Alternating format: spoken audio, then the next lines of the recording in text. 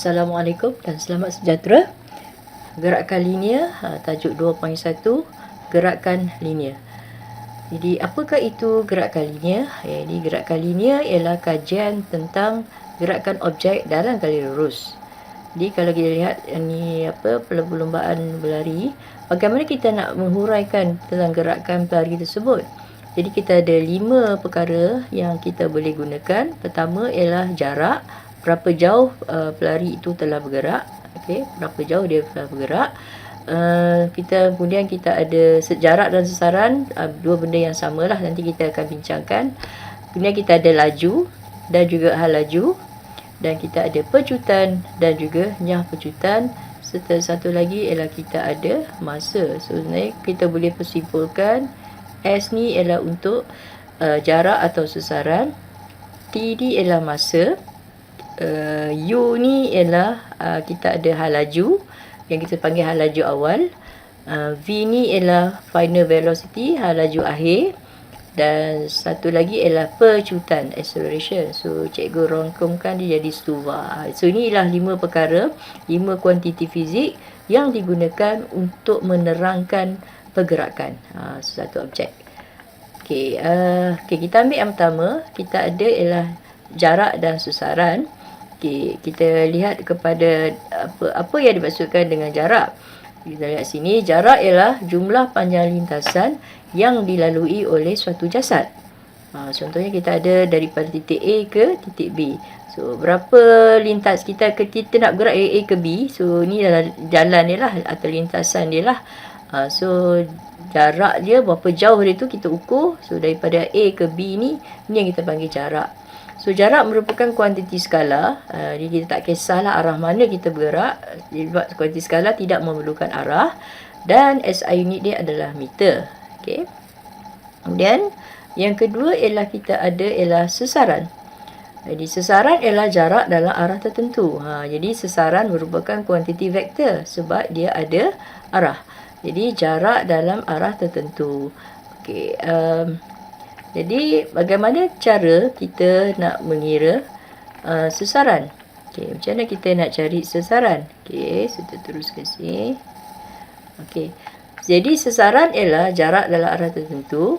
Jadi kita boleh cara nak dapatkan sasaran ialah jarak yang dilalui oleh satu objek bergerak mengikut suatu lintasan terpendek yang menyambungkan antara dua lokasi dalam suatu arah tertentu. Contohnya kita mula di sini. Okay, ini ialah A. Kata lagi ialah A, titik A. Dan kita jalan, ni jalan jauh lah. So ni jalan sampailah ke titik akhir B. Jadi daripada A ke B ni kita panggil jarak. Ini adalah jarak. Tapi sasaran bermaksud daripada titik mula A ke B. Inilah jarak pendek lah. Shortcut lah katakan. Daripada A ke B. So ini yang kita panggil sebagai sasaran. Ini adalah sasaran. Contohnya kat sini juga A ke B. So D ialah jalan jauh dia. Dan ini ialah shortcut dia lah. Daripada A ke B. So ini yang kita panggil sebagai sasaran, atau in English disebut displacement. Contoh yang kedua, sebenarnya ini ialah titik mula kita A. Dia sini ada, katalah ada warung sini B kan. Kemudian nak pergi ke C. Hai sekali kat sini lah. Jadi nak bergerak daripada A ke C, dia akan singgah ikut jalan A ke B, B ke C. So ini ialah kita punya jarak. So jarak kita jadi 4 tambah 3 jadi 7 meter. Macam tu Kemudian dia ada shortcut daripada terus, dia boleh pergi terus daripada A direct ke C. Ini kita panggil sebagai jarak pendek kan. Jarak dekat lah. So ini kita ukur ialah 5 sebab ini kita pakai teorem Pythagoras. So 3, 4, 5. So sasaran kita merupakan 5 meter. Itu jarak pendek. Satu lagi cara kita boleh tentukan ialah kedudukan awal antara awal dengan akhir. Maksudnya kita tengok mana kedudukan awal kita, katalah di A. Kedudukan akhir kita ialah B. So jarak daripada A ke B, daripada titik mula sampai titik akhir, itu adalah kita panggil sasaran. Sama je macam tadi kan. So sasaran. Okey, so itu caralah nak menentukan sasaran. Okey. Jadi kita tengok sebenarnya apakah perbandingan jarak dengan sasaran. Jadi Jarak ialah panjang lintasan yang diberi pergerakan satu objek. Sesaran tadi ialah apa? Jarak yang berarah kan, jarak yang mempunyai arah kan. Jarak dalam arah tertentu jarak dalam arah tertentu. Jadi kita boleh tentukan jarak terpendek antara kedudukan awal dengan kedudukan akhir, ataupun jarak tarik daripada kedudukan awal sehingga kedudukan akhir. Jarak ini nilainya bergantung pada laluan yang diambil lah oleh pergerakan objek itu. Sementara sesaran ialah nilainya sama dengan panjang garis lurus antara kedudukan awal dan kedudukan ini, yang cikgu panggil tadi shortcut lah kan. So, kuantiti skala bagi jarak, dan sesaran ialah kuantiti vektor lah, sebab arah perlu untuk menentukan sesaran. Okey, so selesai untuk jarak dan sesaran. Kita pergi pada yang seterusnya ialah laju dan hal laju. So, laju atau hal laju digunakan untuk menerangkan bagaimana cepat satu kereta sedang bergerak. Okey. Jadi, apa beza antara hal laju dan hal laju? Ini ialah speedometer dalam sebuah kereta. Kalau kita lihat sini dia ada 2 unit kan. MPH ni ialah miles per hour, batu sejam. Dan biasa kita akan guna ialah kilometer per hour. Kita pakai unit kilometer per hour. Ini ialah untuk unit bagi hal laju. So, yang ni apa beza hal laju dengan hal laju? Okey, mari kita lihat sebenarnya apa beza dia. Okey, dari segi definisi, okey, boleh tengok sini pun boleh. So, laju dan hal laju. Laju ialah kadar perubahan jarak. Okey, laju ialah kadar perubahan jarak. Hal laju ialah kadar perubahan sesaran. Maknanya laju berkait dengan jarak, hal laju berkait dengan sesaran. Jadi, kita boleh tulis laju ialah kadar perubahan. So, bila kadar ialah dari segi formula ialah jarak bahagi masa. Jadi, kita ada jarak yang dilalui bahagi masa yang diambil. So, laju ialah jarak bahagi masa. Jadi, simbol dia, formula dia ialah V bagi sama dengan S bagi T. S ialah jarak, T ialah masa. Begitu juga dengan hal laju. Hal laju ialah kadar perubahan sesaran. Bila sebut kadar perubahan sesaran, so kita ada sesaran bagi masa. So, V sama S bagi T. Jadi, kalau lihat detail, unit dia sama lah. Kedua-duanya unit yang sama, iaitu meter per saat. Sama juga bagi hal laju. Cuma laju ialah kuantiti terbitan dan juga kuantiti skala. Dua-dua adalah kuantiti terbitan sebab ada formula kan. So, ada formula dia ialah kuantiti terbitan.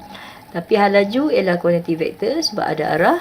Laju ialah kuantiti skala. Okey, itu bezalah antara laju dengan hal laju. Okey, kemudian kita ada satu lagi ni. Semasa menaiki taksi, katalah kita ada, kalau kita naik taksi kan, kita ada dua bacaan. Mana-mana bacaan meter laju taksi kadang-kadang malas dan kadang-kadang berubah. So, dia ikutlah. Macam ni dia bagi apa tu 50 kan, 50 km per hour. Ni dia dah nak berhenti lah.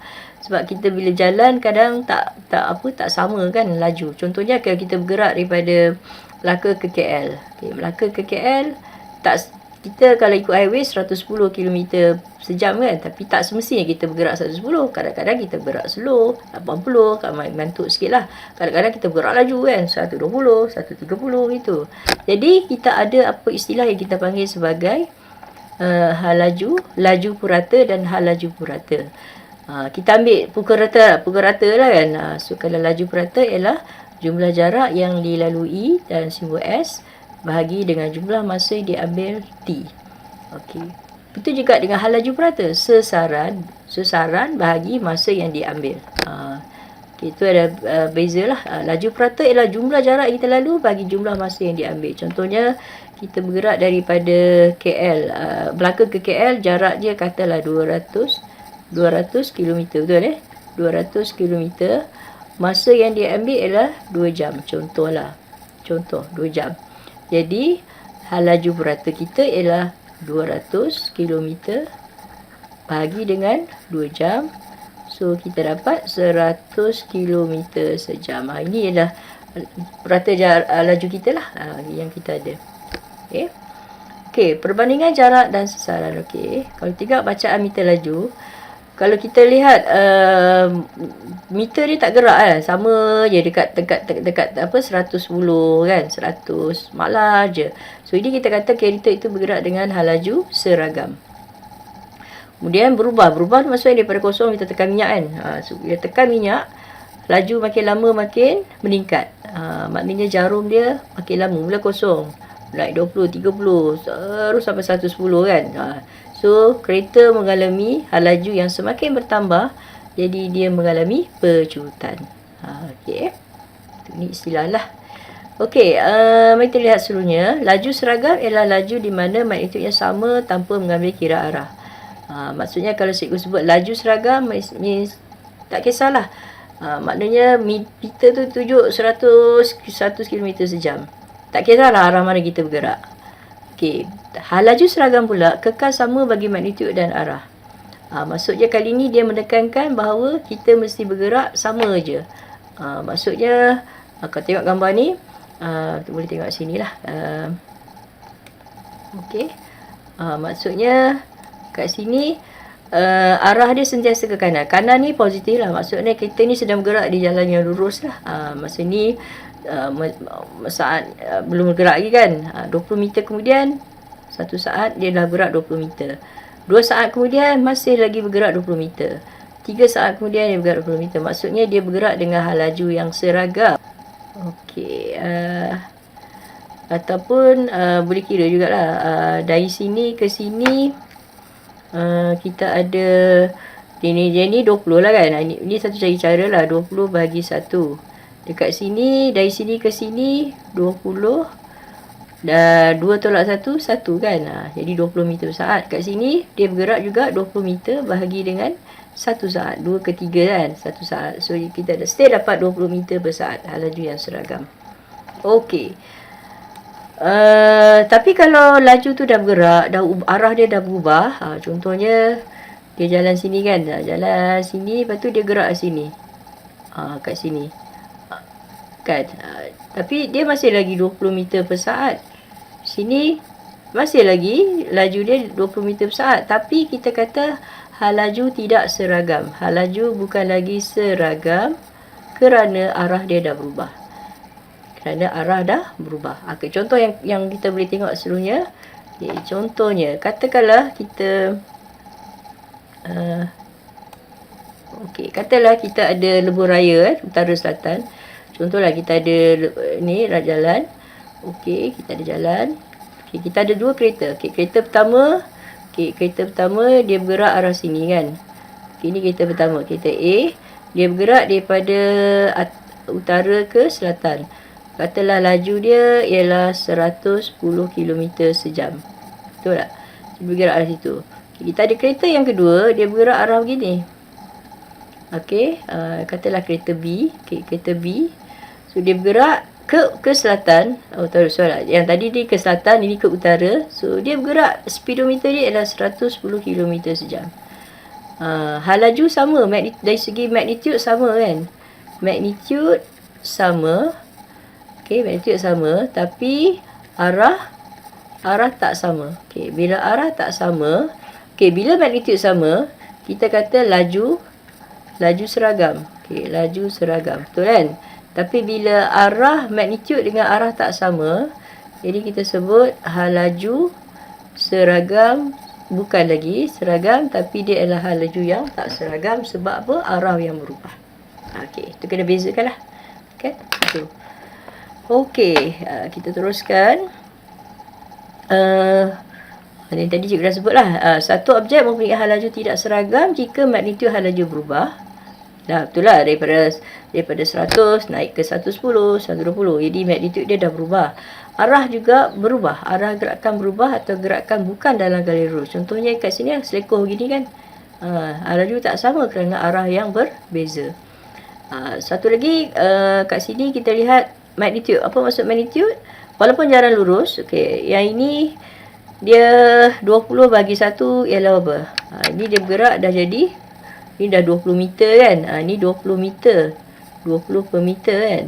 20 bagi 1. Yang ini dia dah jadi 30 bahagi masa dia 1. Tu dah lain lah. So maknanya laju dia makin bertambah. Yang ini pula laju makin kurang. So 30 bahagi 1 saat kan. So 30. Yang ini 20 bahagi 2 tolak 1 ialah 1. So maknanya hal laju semakin berkurang, hal laju makin bertambah. Itu beza dia. Okey. Seterusnya kita tengok contoh lah. Kita tengok satu contoh. Jadi Mutu mengayuh basikal dari rumahnya ke kedai dan kemudian berpatah balik ke rumah Ahmad. Jumlah masa yang diambil ialah 60 saat. Okey, daripada kedai di rumah dia kat sinilah, A ni. Kemudian dia pergi rumah Ahmad. Pergi kat rumah Ahmad. Kemudian berpatah balik ke dia pergi ke kedai dulu. So dia pergi kedai kat B, kemudian patah balik singgah rumah Ahmad sekejap. Jadi dia bergerak selama 60 saat. Ini tak logik lah, tapi tak apa, kita nak mengira kan. Jadi kita ambil yang pertama, soalan pertama tentukan jarak. Yang kedua dia tanya sesaran, yang ketiga laju, dan hal laju bagi kayuhan motor. Okey, mari kita ambil jarak. Jarak kita kata tadi ialah jumlah perjalanan dia daripada A ke B ke C kan. So AB 300, BC tadi 400, patah balik sejauh 400 lagi, sejumlah dia ialah 110 meter. Okey. Kemudian sesaran ialah dari titik mula dia A, titik akhir dia ialah C. So jarak daripada A ke C lah, iaitu berapa? 300 meter. Ini kita panggil sesaran. Kan? Jadi sesaran dari mula titik A hingga berhenti di titik akhir C. Okey, kemudian laju ialah jarak bagi masa kan. So jarak bagi masa kita ada 1100 bahagi 60, jadi kita dapat 18.33 meter per saat. Hal laju pula ialah 300 bahagi 60 saat, so kita dapat 5 meter per saat.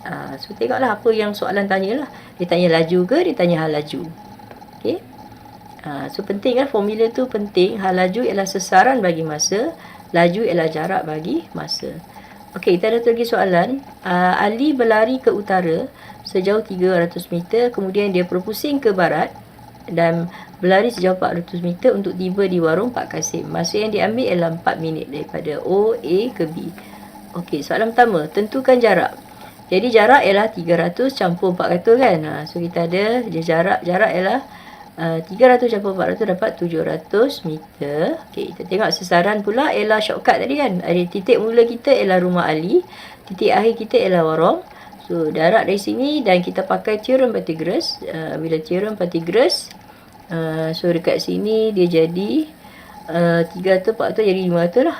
So jawapan dia ialah 500 meter sesaran.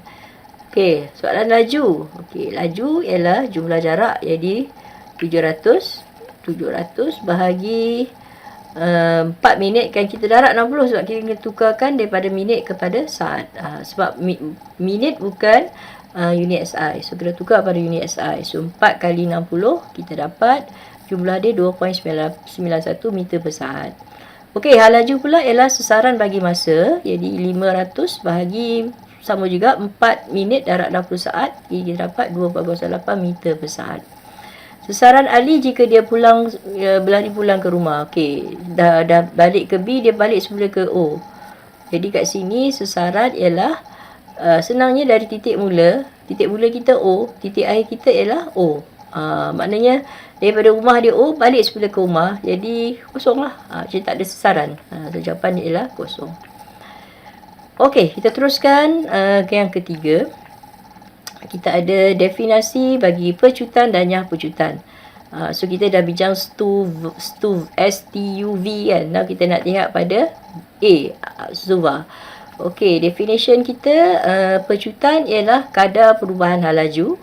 Kadar bila sebut kadar perubahan hal laju bagi masa. Apa maksud perubahan hal laju? Hal laju akhir tolak hal laju awal per masa, ataupun kita buat dalam formula V tolak U per T. V tolak U per T. Okey. Okey, kita lihat sinilah. Kita lihat kat sini. Okey. So kita ada jarak dia hal laju dia makin lama makin bertambah sebab sesaran dia makin bertambah kan. Sesaran kereta biru bertambah untuk segala masa yang sama. 1 saat 20 meter. 1 saat yang kedua lagi dia bergerak sejauh 30. Sesaran dia makin bertambah, menunjukkan kereta ni bergerak dengan hal laju yang semakin bertambah. Jadi kita kata kereta biru ni mengalami pecutan pada arah yang sama dengan arah gerakan kereta sebab dia bergerak lurus kan. Okey, so kereta bergerak dengan hal laju yang semakin bertambah kerana kadar perubahan sesaran semakin bertambah. Okey, now kita lihat pula situasi yang kedua. Okey, situasi yang kedua ialah kereta ni bergerak, makin lama sesaran dia makin kurang. Maknanya sesaran berkurang untuk sela masa yang sama. Jadi dia mengalami hal laju yang semakin berkurang. Yang ini 30, ini asalnya apa? 30 kan? 30 bahagi 1 saat 30 meter per saat. Yang ini dah jadi masih lagi masa sama 1, tapi jarak sesaran dia berkurang jadi 20 meter per saat. So hal laju berkurang. So bila hal laju berkurang, kita mengatakan kereta mengalami pecutan, tapi arah yang bertentangan dengan arah gerakan kereta yang kita panggil sebagai apa? Nyah pecutan. Nyah pecutan. Jadi hal laju dia berkurang. So senang cerita, kalau hal laju bertambah, kita sebut kereta mengalami pecutan. Bila hal laju berkurang, kereta mengalami nyah pecutan. Jadi kalau kita kira, kita dapat negatif lah. So pecutan adalah negatif apabila hal laju suatu objek berkurang daripada hal laju awal. Menunjukkan sebab bila hal laju awal lebih rendah daripada hal laju akhir, hal laju awal lebih tinggi daripada hal laju akhir, maka kita tolak, kita akan dapat negatif. Ya, okey. Jadi cikgu rangkumkanlah ketiga-tiga ni. Okey, yang pertama kita tengok kereta ni. So ni sama je kan jarak. So kita kata sesaran samalah. Okey, sesaran dia sama. Jadi bila sesaran sama, hal laju dia juga seragam lah. Kita dah bincang. Pecutan sifar lah, tak ada pecutan dia. Tak pecut sebab hal laju dia sama je. Okey, yang kedua, hal laju sesaran dia makin bertambah kan. Okey, sesaran makin lama makin bertambah. Jadi kita kata hal laju dia juga semakin bertambah. Jadi ni hal laju awal lah. Ini nak kira, biasanya kita ambil ini hal laju awal. Ini hal laju awal. Yang bahagian ni adalah hal laju akhir. Kalau kita tolak V tolak U kan, kita dapat positif lah. So pecutan, dia mengalami pecutan. Kalau ini nyah pecutan maksudnya yang ini ialah U, ini ialah V kan. So dari sini U besar daripada V kan. So bila tolak V tolak U, kita akan dapat negatif. Betul tak? So bila negatif, A adalah nyah pecutan. So ni A positif, yang ni A apa? Negatif, nyah pecutan. Okey. Okey. Pecutan sifar bermaksud hal laju seragam lah. Kereta bergerak dengan hal laju seragam. Maksudnya kalau bawa kereta, speedometer tu sama je, 110 km sejam sepanjang kita bergerak tu lah. So tak potong, tak apa kan. Jadi bergerak dengan hal laju yang seragam. Ataupun kita sebut apa? Pecutan sifar. So istilah yang kedua ialah pecutan seragam. Jangan confuse ya, pecutan seragam dengan hal laju seragam. Pecutan seragam tak sama dengan hal laju seragam. Tadi kita bincang hal laju seragam. So apa maksud pecutan seragam? Pecutan seragam ialah hal laju bertambah secara seragam. Apabila kereta bergerak dengan pecutan seragam 5 meter per saat kuasa 2, bermaksud hal laju dia bertambah dengan 5 meter per saat setiap saat. Makna kata kita boleh tengok sini hal laju seragam bermaksud pecutan ialah bermaksud, okey, kalau kita tengok gambar tadi mana tadi gambar, kita tengok sini, boleh tengok gambar ni. Okey, apa maksud pecutan seragam 5 ni? Kat sini tadi kita kira hal laju awal dia 20 kan. So hal laju ni 20 kan. So ni 20, U dia ialah 20 meter per saat. V dia ialah berapa tadi? 30 meter per saat. Jadi kita ada A ialah V tolak 20. Okey, sela masa dia dari sini ialah 1 saat je. Okey. Jadi kita ada apa? 10 meter per saat kuasa 2. So dia bermaksud 10 meter per saat kuasa 2.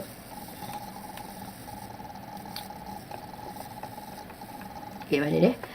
So dia bergerak dengan pecutan 10 meter per saat kuasa 2. Bermaksud setiap 1 saat hal laju dia bertambah 10 meter per saat. Betul kan? Dekat sini 20 meter per saat. 1 saat kemudian jadi 30 meter per saat. 1 lagi saat kemudian 40 meter per saat. So maknanya laju dia bertambah 1 saat. Setiap 1 saat dia tambah 10 meter per saat. Itu bermaksud pecutan. Kereta memecut. Okey, baik. Itu yang kita kena faham lah situasi kita. Okey, kita teruskan. Macam mana cara kita nak tentukan pecutan ni? Okey, macam mana cara kita nak tentukan? Okey, kita ada stuba tadi kan. STUVA, stuba. Sesaran masa, halaju awal, halaju akhir dan juga pecutan. Jadi sebenarnya kita ada 3 kaedah. Okey, kita ada 3 kaedah. Kaedah pertama yang cikgu panggil sebagai kita gunakan pita detik. Okey, kaedah kedua kita pakai formula. Kita ada formula. Kaedah yang ketiga kita gunakan graf. Ini yang kita akan belajar lah. So ini kita akan belajar dalam tajuk ni juga. Yang ini kita belajar tajuk yang kedua. Okey.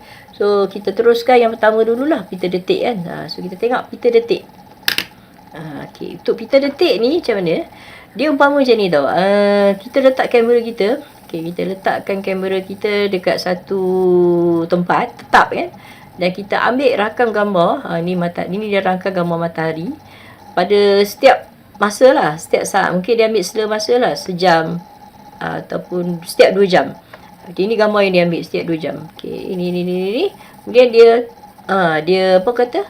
Dia kumpulkan lah. Dia buatkan, dia dapat macam ni.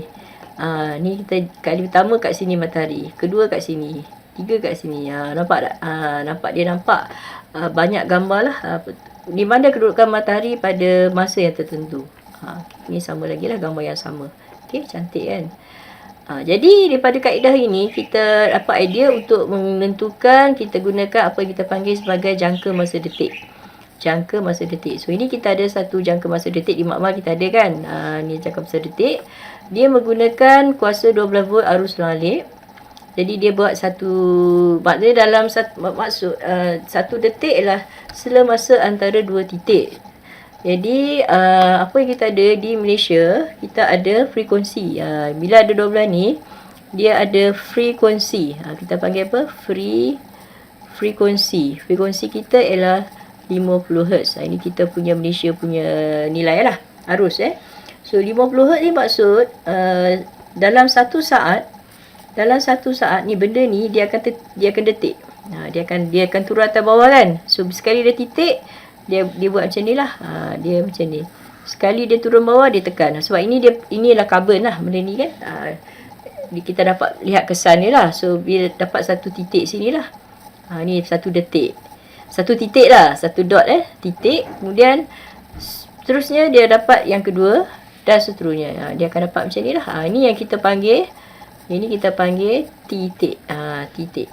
Kemudian satu detik. Satu detik ialah sela masa antara 2 titik. Ini yang kita nak cari ni. So titik 1, ini ialah titik 2. So sela masa ni yang kita panggil sebagai detik. So detik ni sebenarnya ialah unit bagi masa. Dia masa dalam masa antara 2 titik. Maksudnya dia nak gerak daripada titik 1 ke titik 2. Masa tu kita panggil detik. Okey. Dan biasanya dia akan selaras lah untuk satu pita detik ni, jangka masa detik ni. So macam nak kira, jadi dia kata sela masa detik betul-betul ialah 1/50. Maksudnya dalam satu saat dia boleh buat 50 detik. Jadi kalau kita tulis balik, okey, kita ada satu saat sama dengan 50 detik. Okey, satu saat sama 50 detik. Jadi kita nak cari satu detik kan. Satu detik berapa? So kita buat 1/50 lah. Jadi kita dapat 1/50 ialah berapa? 0.02 saat. Makna kata dari titik 1 ni ke titik 2 dia ambil masa 0.2 saat. Sama juga daripada titik 2 ke titik 3 0.02 saat. Dan seterusnya. Dia selaras lah begitu. Jadi itu cara kita nak menentukan lah menggunakan pita detik ni. So yang ini kita panggil jangka masa detik. Yang pita ni kita panggil pita detik. Okey. Dan macam kita nak guna, biasanya kita masuk kat sini, kita sambung pada bekalan kuasa 12 volt arus lalit dia mesti arus lalit, arus terus tak boleh. Dan kita tarik dia. So kita tarik. So bila tarik, barulah ada titik ni. Kalau tak tarik memang dia under dot gitu je lah kan. So kena tarik. So sama ada kita tarik atau kita sambung pada troli lah bila troli bergerak nanti. Okey, so kita nak gunakan nak mencari ada listuva tadi kan. So langkah pertama menentukan masa. So kita dah buat tadi kan.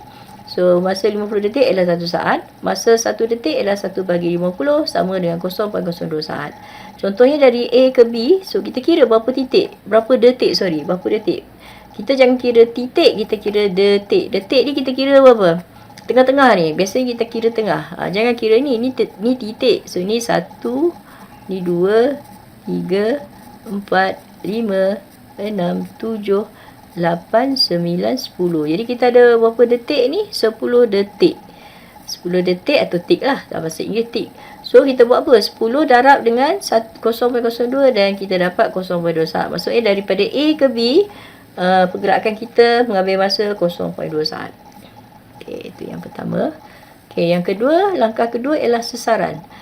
Macam mana nak menentukan sesaran? Jadi sesaran ditentukan dengan mengukur panjang pita detik yang ditarik melalui jangka masa detik. Senang je, ambil mari ukur lah. Daripada A ke B kita ukur dapat apa? 8 cm. Jadi sesaran dia ialah 8 cm. Okey, nak tentukan laju. Kita pakai formula sesaran bagi masa. Yang ni cikgu guna hal laju dan sebenarnya jarak pun sama. So, either one lah nak pakai apa. Hal laju ke jarak, hal laju ke laju kita boleh terima mana-mana.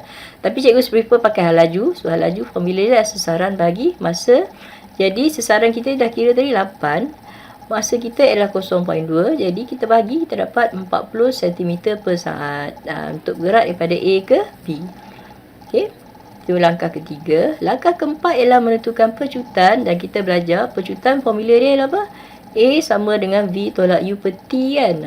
So A ni, V, A ni pecutan. V ni adalah hal laju akhir. Yang formula dia S per T. U ni adalah hal laju awal. S per T juga. Yang mana cuma bezanya U ni kita ambil pada detik yang pertama. Biasanya hal laju akhir ni V kita ambil pada detik yang akhir. Kan? Jadi T ni yang penting. T ni adalah masa yang diambil. Bermaksud ialah masa kita ambil daripada kita start tekan minyak sampailah start kita berhenti. Hal laju akhir. So makna kata dia bukan daripada start tekan. Bila kita naik kereta, kita tekan, kita buka enjin kan. Buka enjin, kita tak gerak lagi. Masa tu kita tak berjalan lagi. So kita jalan, and then kita tekan minyak kan. So start tekan minyak. So bila start tekan minyak tu, sampailah kita bergerak pada katalah 1 saat kemudian. Itu yang kita sebut pecutan itu. So masa daripada start kita tekan minyak tu sampai ke tempat kita baca speedometer dia selepas berapa saat. Itu kita panggil T. Dia bukan daripada titik awal, titik sebelum kita bergerak tu. Okay. Jadi macam mana cara nak buat? Okay. So contohlah cikgu bagi kat sini dalam buku kita ada kan. Okay. So kita ada, cikgu segmenkan dia macam ni. Cikgu pecah dia pada segmen-segmen. Itu boleh mudah lagi. Sebab kita ambil satu segmen ialah 10 detik. Satu segmen ini ialah 10 detik lah. 10 detik, 10, 10, 10. So kita buat itu. Okay. So langkah menentukan pecutan. Jadi biasanya yang awal kita ambil sebagai U. Yang akhir ni kita ambil sebagai V. Okey, sebenarnya cikgu tanda ni tengah-tengah ni. Tengah-tengah ni. Bila cikgu tanda ni, U ni cikgu ambil laju purata. So, dia berada pada detik ke 5 kan. Ini adalah detik yang ke-5 lah. Kemudian laju akhir ni juga berada pada detik yang tengah-tengah ni lah. Kan. Dia bagi 2 kan. Laju purata kita kira kan. Okey. Jadi so terkira lah dulu. So U ialah 1.5 bahagi 0.2, kita dapat 7.5 cm per saat kan. Kemudian kita ambil kat sini pula 7.5 ni panjang ni, 7.5 sesaran ni bahagi 0.2 sebab 10 detik kan. So kita tak ambil dari mula, kita ambil yang segmen ni je. So kita ambil, kita dapat 37.5 kan. So tak masalah ni, dah berkira kan. Kemudian kita nak tengok U start at B. Okey, cikgu boleh ambil macam ni lah. Kita boleh start macam ni. Tadi cikgu kata ambil purata kan. Yang ni ambil. So masa kita ialah daripada detik ni detik yang ke-5. Yang ni detik yang ke berapa? Ni 5 kan. So ni 10, 20, 30. Detik yang ke-35. Detik ke-35. Betul tak? So berapa detik dia ambil ni? So, T ialah 35 tolak dengan 5. So, dapat apa? So, kita dapat 30 detik. Betul tak? Kita ada 30 detik lah masa kita. Daripada start U ni sampailah tempat kita ukur V ni. Masa yang ke masa kita ukur detik, masa yang ke 35 ni, kita ukur V tu. So, kita dapat tadi berapa? 37.5 kan? Okay. Jadi apa yang kita ada sini ialah 30 detik. Ni satu cara. Satu lagi cara yang cikgu rasa mudah, kita buat ini. So U kita ni dekat B. So ni ialah U kita kat sini dan V kita di sini yang akhir. Jadi kita ambil dekat E lah kan. U kita dekat U. Sebab kita ada segmen-segmen ni, keratan ni. So hujung keratan yang pertama kita U, hujung keratan yang akhir ialah V. Itu cara mudah. Jadi kita boleh buat macam inilah. 4 tolak 1 darab kosong. Maksudnya kita tak nak yang mula ni. Yang ni kita out. Sebab U kita start daripada sini. Ini umpama kita start, kita masuk dalam kereta, kita start engine, yang ni tak gerak lagi ni. U kita kosong. Kat sini U kosong. Tu kita tekan minyak. Okey, dekat di sini baru kita start nak tengok U. So kat sini U kita jadi berapa tadi? 7.5. Dekat sini adalah tempat kita nak tengok detik yang sini ni. Kita tengok kita V kita masa ni 37.5. So apa kita buat? 37.5 tak masalah kan? V tolak U. 37.5 tolak 7.5. Sekarang yang penting masa. So apa yang berlaku ialah masa kita bukan dari sini U kosong. Masa kita daripada B. Jadi kita ada berapa detik ni? Senang cerita, seluruhan kita ialah 4 kan? Dia boleh buat macam ni, 40 tolak 10 kan, 10 detik. Dan kita dapat apa? 30 detik. So 30 detik darab dengan setiap satu detik apa? 0.02 kan. So kita dapat 0.6 saat. Ni. Satu lagi cara ialah kita boleh buat sini, keratan 1, keratan 2, 3, 4 kan. So keratan yang keempat tolak dengan 1. Sebab kita tak nak ni kan. So 4 tolak 1 dia cerita. So 4 tolak 1. Okey, kita buat 4 tolak 1. Dan setiap satu keratan ni ialah 0.2 saat kan, 10 detik kan. Sebab tu kita dapat 0.6 saat. So ada banyak cara lah nak menentukan masa tu. Jadi akhir sekali kita kira 37.5 tolak 7.5. Payu soalan inilah kita punya jawapan akhir untuk percutan. Okey. Okey, ada soalan tak? Boleh faham cara kita nak menentukan. Okey, mari kita tengok contoh lain lah. Kadang-kadang pita detik kita panjang kan. You all dah buat eksperimen ni kan. So detik kita panjang. So bila panjang kita potong je. So cara nak potong kita kira tadi.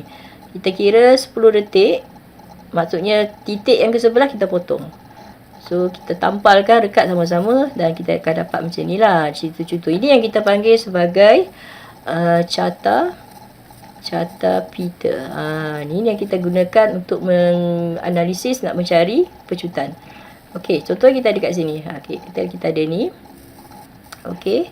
So ni kita ada berapa keratan ni? 1 2 3 4 5 6 7 8 9. Ada 11 keratan. Okey, ada 11 keratan. Setiap satu ada berapa detik? 10 detik. Okey. Right. So bagi kita ambil yang pertama, masa antara dua titik. Masa antara titik ialah detik lah kan. Masa antara detik ialah detik kita lah. So detik kita tetap sama sebab kita pakai frekuensi 50 Hz. Jadi kita ada 1 detik. 1 detik. Okey, 1 detik sama tadi 1 bahagi 50 kan. Ini kita dapat 0.02 saat. Dia kalau frekuensi yang lain dia akan jadi lain. Setiap jalur ada 10 detik. Okey, masa untuk satu jalur atau keratan. So setiap ada 10 kan. Jadi 10 darab 0.02 kita dapat 0.2 saat. So ini dari sini ke sini 0.2 saat. Dari sini ke sini 0.2. Sama jugalah. Seterusnya. Okey, halajar awal biasanya kita ambil yang pertama. So biasanya kita kira ini ialah U kita lah. U kita kat sini dan V kita kat sini. Kan cikgu cakap tadi kan. So halajar awal ialah, okey, cikgu tulis U sama dengan, okey, berapa panjang dia? 2 cm. Okey, bahagi masa tetap samalah 0.2 saat dan kita dapat apa? 10 cm per saat. Okey, V pula. Kita tengok V. V ialah panjang akhir 12. Okey, 12 cm bahagi 0.2 saat masih sama kan? Okey. Dan kita dapat berapa 60 cm per saat. Kita dah dapat Sekarang kita nak cari T. T ni ini yang cikgu cakap tadi lah. Kita sebab U mula sini, so yang ni kita out lah. Yang pertama ni kita tak kira. So kita ambil berapa? Ada berapa 11 tadi kan? 11 tolak 1 lah. So 11 tolak 1. Siap satu ialah apa tadi? 0.2 saat. Dan kita dapat 10 darab ni kita akan dapat 2 saat. So kita dapat jarak masa dia ialah 2 saat. So pakailah formula pecutan. So pecutan ialah KA. So A sama dengan apa? 60 tolak 10 bahagi 2. Dan kita dapat jawapan dia 25 cm per saat kuasa 2. Dah settle. Okeylah, kita stop sini dulu. Bahagian pertama, nanti cikgu ajar bahagian kedua macam nak gunakan persamaan. Okey, sekian. Assalamualaikum. Selamat sejahtera. Terima kasih.